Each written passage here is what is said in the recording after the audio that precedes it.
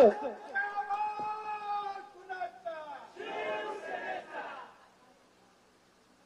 सर्वांचं मातोश्री आणि शिवसेनेमध्ये स्वागत। एक नवीन सुरुवात आता संपूर्ण देशात होते। कालचा दिवस हा देशाच्या दृष्टीने आणि महाराष्ट्राच्या दृष्टीने फार महत्त्वाचा होता। महाराष्ट्रामध्ये जे काही चाललेलं ते आपण सर्व पाहतो आहोत आणि आपण सगळे भोगतो आहोत। भ्रष्टाचार एवढ्या उघडपणाने चाललेला आहे की जणू काही महाराष्ट्रामध्ये बेबंदीशाहीच आहे। कोणी कोणाला विचारायला धजावतच नाहीये। म्हणजे मुख्यमंत्री मी काल सुद्धा म्हणालो, आज सुद्धा म्हणतोय, उद्या सुद्धा म्हणेन।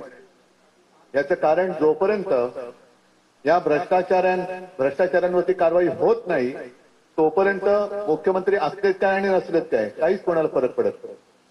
आणि काल दिल्लीमध्ये जे घडलं, मला नाही वाटत गेल्या काही वर्षात किंवा कदाचित देशाच्या इतिहासात प्रथमच 300 खासदारांना, लोकप्रतिनिधींना अटक करण्यात आली। का अटक करण्यात आली?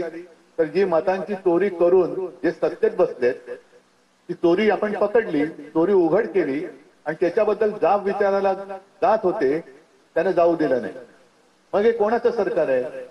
कारण एक 2-3 वर्षापूर्वी शेतकरी त्यांच्या न्याय हक्कासाठी दिल्लीत जाऊ इच्छित होता।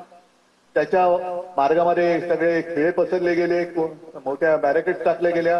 हे शेतकऱ्यांनी दिल्लीत यायचं नाही। जे दिल्लीत खासदार म्हणून आपल्या जनतेने निवडून दिले त्यांनी सरकारला प्रश्न विचारायचे नाहीत। आपण जर का पुरावेनिशी मंत्र्यांचे भ्रष्टाचार वेशीवर टांगले तर त्या मंत्र्यांवरती कारवाई करायची नाही, किती दिवस सहन करणार आहे? आणि एकूणच हे थापा मारून आलेलं सरकार मग राज्यात काय आणि देशात काय? एक एक आपल्या डोळ्यावरच्या पट्ट्या आता दूर होत चाललेल्या आहेत। आणि म्हणून मला तुमचं कौतुक आहे। आज तुम्ही सगळेजण जे शिवसेनेत आलेले आहात तुमचं कौतुक आहे। कारण सत्तेच्या नादाला लागून भले बिघडलेले, भले गेले आणि आता गेल्यानंतर कपाळावरती हात मारून बसले। कारण आता अशा वेळेला गेले की तिथली सत्ता आता जायची वेळ आलेली आहे।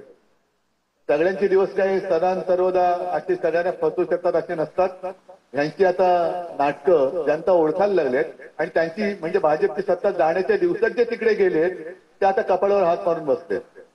असो, आपण सगळेजण कोणत्याही सत्तेची अशी काही आपल्याला मोह आहे किंवा लालूच आहे अशातला भाग नाही। आपण लढणारी माणसं आहोत, जनतेच्या न्याय हक्कासाठी लढणारी माणसं आहोत आणि त्या संघर्षासाठी कशाची पर्वा न करता तुम्ही सगळेजण शिवसेनेत आलात। तुमचं मनापासून मी स्वागत करतो आहे आणि जनतेशी प्रामाणिक राहून जनतेच्या लढ्यात किंवा जनतेच्या न्याय हक्कासाठी आपण लढत राहू हीच एक प्रतिज्ञा घेऊन आपण मैदानात उतरलेलो आहोत। तुम्हाला सगळ्यांना शुभेच्छा।